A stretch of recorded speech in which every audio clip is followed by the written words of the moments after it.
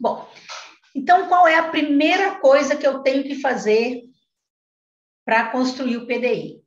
Eu tenho que conhecer a história de vida do estudante. Tá? Então, que história? Eu tenho que saber tudo da vida pregressa desse menino até ele entrar na escola.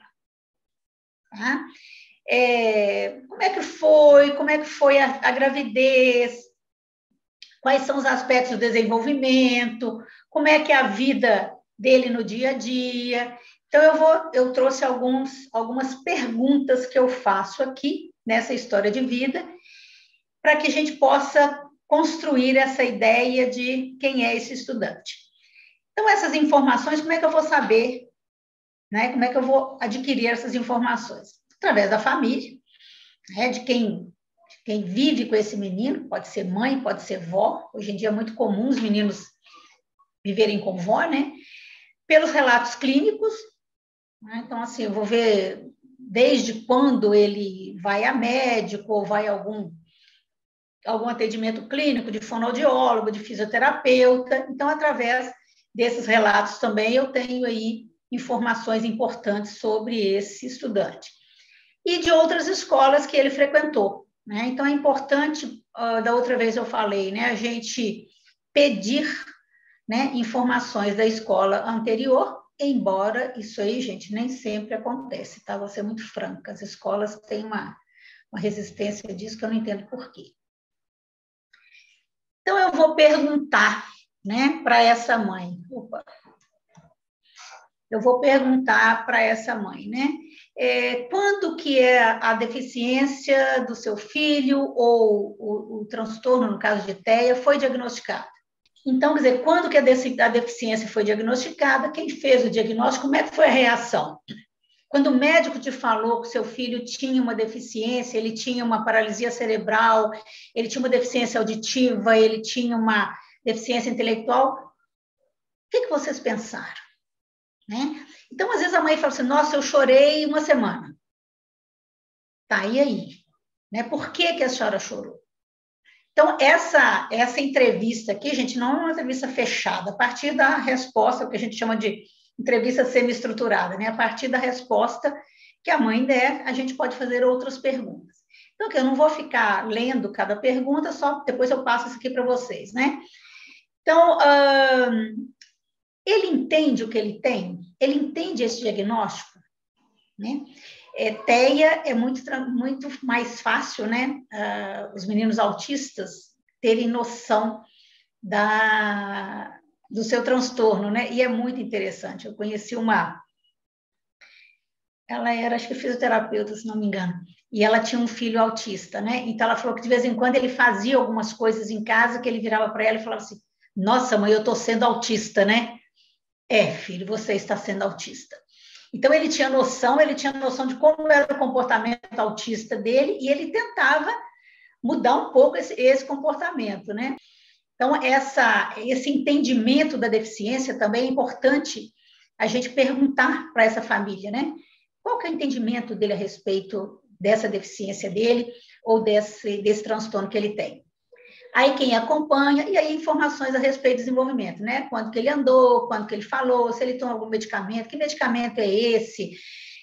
Como é feito esse acompanhamento? Porque às vezes o menino toma um medicamento, a mãe fala assim, ele tomava um remédio que o psiquiatra deu, mas ele não toma mais não. Não toma mais, não levei ele lá mais não comprei mais não.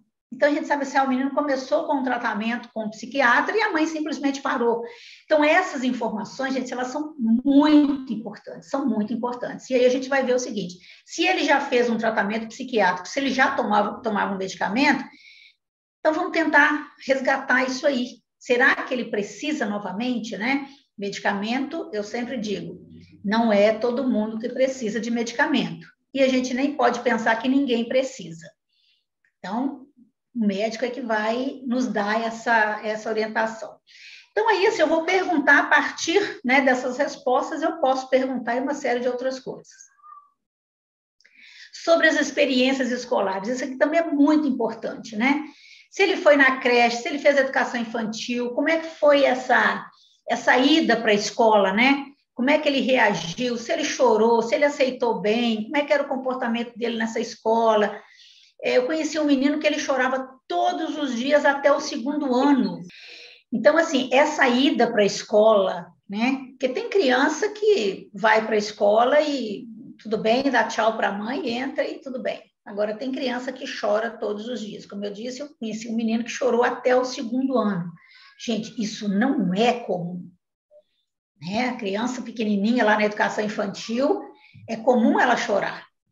Né? Mas se ela chora todos os dias e continua chorando, opa, vamos ligar uma luzinha de alerta aí para saber o que está acontecendo. Então, é importante a gente saber como foi para o estudante, como foi para a família. Né? Como é que a família encarou essa primeira experiência? E foi boa, foi ruim? Porque às vezes a mãe traz, era ruim, porque a professora não dava atenção para ele chegava na escola, ela não recebia, né? Não recebia lá no portão. Então, eu achei que não foi boa. Então, nossa, foi ótimo, né? A professora era super atenciosa, ela entendeu que ele tinha uma dificuldade, e aí ela fazia com que ele participasse das coisas. Então, essa informação também aí é super importante. E aí, assim, sobre bullying, né? Se o menino tinha algum apelido, como é que era o relacionamento dele com os professores, com os colegas.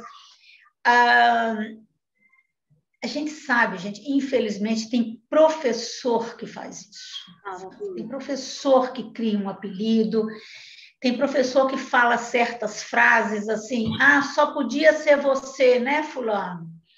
Então, essas coisas, essas experiências, elas são negativas. Então, a criança começa a criar uma aversão sobre a aprendizagem e sobre o professor.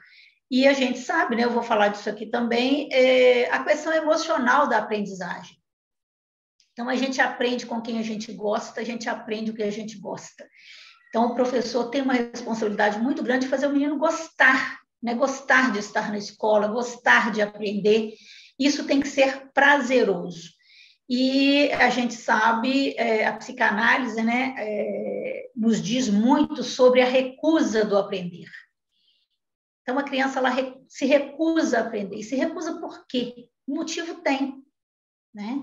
Então, às vezes, a gente fala, a gente, né, tem uma escola, né, tem umas coisas que assim, ele não aprende porque é preguiçoso, ele não aprende porque ele é malandro, ele não aprende porque ele não quer, ele não aprende porque isso, porque isso, porque isso. Então, eu sempre falo com o professor, vamos mudar esse porquê da resposta para um porquê de pergunta. Né? Vamos colocar esse porquê em porquê. E não por quê. Por que ele não aprende? Por que ele é malandro? Por que ele é desinteressado? Por que ele é bagunceiro? Por que ele não quer? Então, aí eu consigo ver a questão afetiva que pode estar interferindo aí. Então, se ele é alfabetizado, né? Se ele gosta de ler, se ele gosta da escola, já tive contato com o menino que na hora do recreio ele ia para a biblioteca e ficava lendo.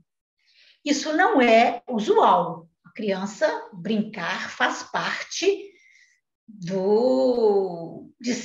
faz parte de ser criança. Se esse menino, ao invés de brincar, está indo sempre para a biblioteca, e todo mundo, olha que gracinha. Ele prefere ler na biblioteca do que brincar. Será que ele prefere? Por que ele prefere? Porque pode ser uma coisa natural, gente. Não estou dizendo que ir para a biblioteca e não brincar seja ruim. Pode ser bom, mas eu preciso acender a luzinha dessas coisas que não são usuais. É uma criança de 8, 9 anos que, ao invés de correr no pátio, ir sempre para a biblioteca, porque ir para a biblioteca uma vez ou outra, tudo bem, mas todo dia, vamos ver o que está acontecendo, né? A gente sempre tende a achar uma gracinha aqueles meninos quietos. Nossa, vê que gracinha, no recreio ele fica lá sentadinho no canto com o lanche dele. Agora, o fulano não, o fulano quase que destrói a escola e não sei o quê. Então, essas experiências escolares, assim, são importantes, né? Da gente saber. Desempenho escolar. Como é que é o desempenho? Ele é ótimo em matemática, mas português é uma coisa horrorosa. Ou o contrário, né? Então, eu preciso saber o que ele gosta, o que ele faz, né? Quais são as preferências dele aqui. Por que o menino estuda naquela escola, né? Por que o pai ou a mãe escolheram aquela escola? Se os pais são alfabetizados, se eles gostam de ler, que importância que eles dão para a escola? Isso também é importante demais, gente. A gente perguntar para a família. Eu já perguntei para a família, para uma mãe, uma vez, o que ela esperava da escola, e ela me disse: eu não espero nada, não, senhora.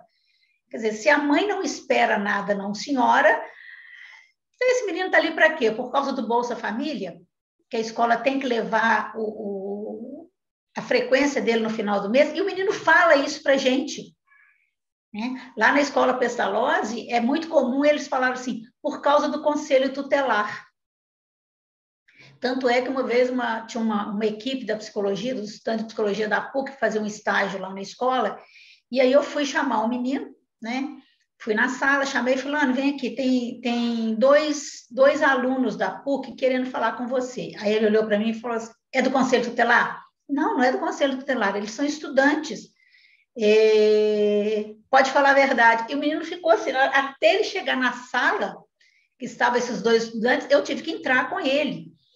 Porque assim, o Conselho Tutelar é uma coisa, né? Quer dizer, eu tenho que vir na escola por causa do Conselho Tutelar.